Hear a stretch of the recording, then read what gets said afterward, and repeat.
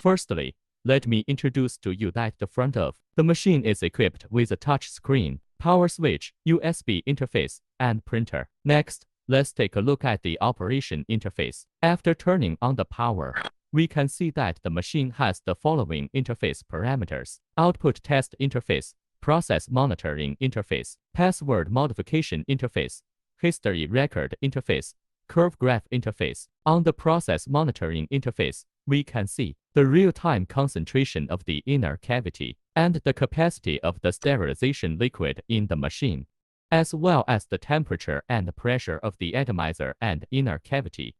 We can also see flashing red dots, which indicate that the hydrogen peroxide solution is almost used up and needs to be added. The dosing port is located at the left rear of the machine.